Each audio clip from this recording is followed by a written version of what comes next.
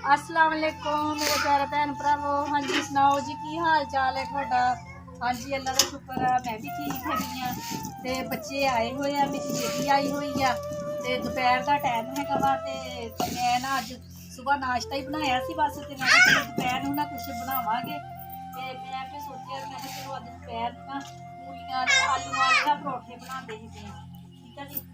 ए आलू उबाल ले मैं ते बनाने लगी कि मैं पराठे आलू वाले मैं भैन भरावां नाल भी शेयर करा। आलू उबाल के मैं ना भी कद्दूकश दे नाल कर लए हैगे आ। देखो बिना ए देखो गिलटी नहीं फिर विच रहिंदी, सुक्का धनिया भी मैं विच पा लिया हैगा वा। ए वालियां चीज़ां जिहड़ियां हैगियां वा हरियां मिर्चां हैगियां वा, धनिया वा ते पुदीना वा ते हरा लसन ठीक है जी। ए चीज़ां मैं विच रगड़ लियां वा ते लाल मिर्च नहीं मैं विच पानी हैगी ठीक है। ते ए ना नमक भी विच इहदे पा लिया सीगा।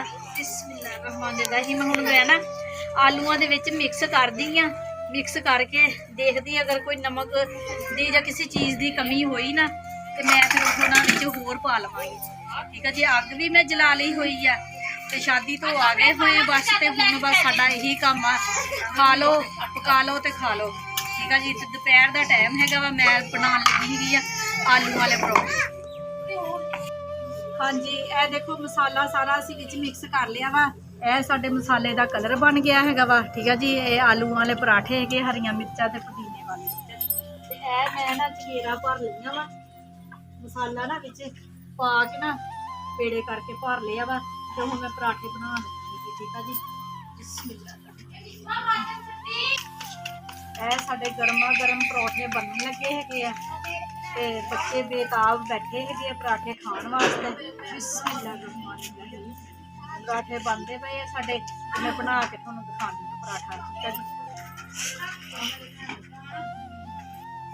हाँ जी ए देखो जी माशाल्लाह गर्मा गर्म साडे परौठे बन रहे है। ए देखो ਜਿਹੜਾ ਸਾਡਾ कोई भैन भरा खाना चाहता हैगा वा ते वो साडे घर आके खा सकदा हैगा वा ठीक है जी। दोपहर नूं साडे चल रहे हैं आलू वाले परौठे नाल चटनी भी बनानी ही कि दही भी लिया के रखिया होया वा।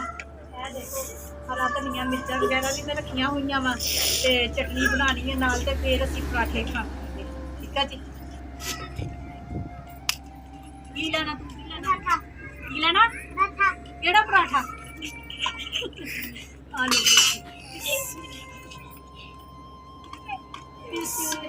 दौड़ जा दौड़ जा।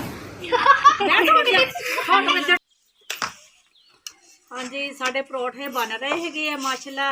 जिस तरह कि तुहानूं दस्सिया हैगा वा साडी फैमिली ज़्यादा हैगी आ माशाल्लाह ते ज़्यादा परौठे बनते हैगे आ ते बाकी फिर हुण मैनूं दिओ इजाज़त कट दे।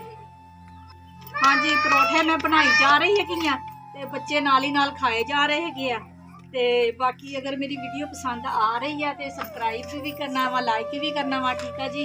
ते अपनियां दुआवां च मैनूं भी याद रखियो मैं भी अपनियां दुआवां च तुहानूं याद रखदी हैगी। अल्लाह मैं सब मेरे भैन भरावां दी तंदरुस्ती रखे सेहत आप रखे ठीक है जी। मैनूं इजाज़त दिओ अल्लाह हाफिज़।